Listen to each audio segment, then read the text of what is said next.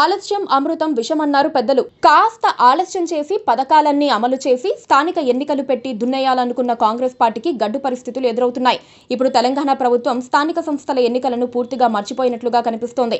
ముందు పంచాయతీల గడువు ముగిసింది, తర్వాత మున్సిపాలిటీల గడువు ముగిసింది, తర్వాత గ్రేటర్ హైదరాబాద్ పాలకవర్గం గడువు కూడా ముగిసింది.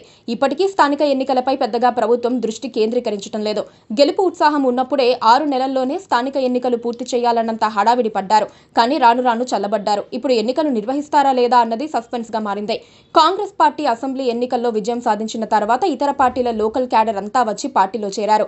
ఓ రకంగా పార్టీ బలోపేతమైందని అనుకోవచ్చు. సాధారణంగా గెలుపు ఊపులో ఎన్నికలు నిర్వహిస్తే గ్రామ స్థాయిలో పదవులన్నీ కాంగ్రెస్ ఖాతాలో పడిపోవటం సహజమే. కానీ ప్రాంతీయ పార్టీలో తీసుకున్నంత సులువుగా జాతీయ పార్టీలో నిర్ణయాలు తీసుకోలేరు.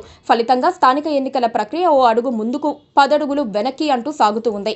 ఇప్పుడు అసలు మర్చిపోయారన్న సంకేతాలు కనిపిస్తున్నాయి. పార్టీ బలంగా ఉండాలంటే అన్ని స్థాయిల్లో క్యాడర్కు పదవులుండాలి.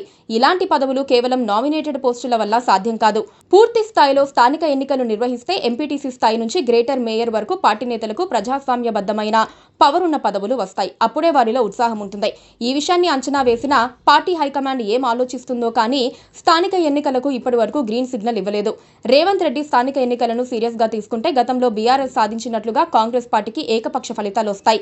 స్థానిక ఎన్నికల్లో అధికార పార్టీలకే అడ్వాంటేజ్ ఉంటుంది. అయితే ఆయనకు స్వేచ్ఛ ఉందా లేదా అన్నదే సస్పెన్స్. లోకల్ బాడీ ఎన్నికలను ఎప్పటికప్పుడు నిర్వహించడం వల్ల ప్రజాస్వామ్యం కూడా బలంగా ఉంటుంది. రాష్ట్ర ఎన్నికల సంఘం స్థానిక ఎన్నికల కోసం కసరత్తు చేస్తోంది. గ్రామ పంచాయతీ, ఎంపీటీసీ, జెడ్పీటీసీ ఎన్నికలను ఒకేసారి నిర్వహించేందుకు ప్రణాళికలు సిద్ధం చేస్తున్నారు. ఈ ప్రక్రియలో ఓటరు జాబితా తుది రూపం ఇవ్వటం, స్థానాల సంఖ్య సరిచేయటం వంటి పనులు పూర్తి చేసింది. కానీ ప్రభుత్వం వైపు నుంచే గ్రీన్ సిగ్నల్ రావటం లేదు. ఎంత ఆలస్యమైతే కాంగ్రెస్ పార్టీకి అంత నష్టం జరుగుతుంది. Please subscribe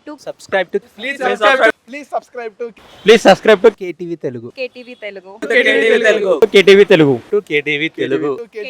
channel.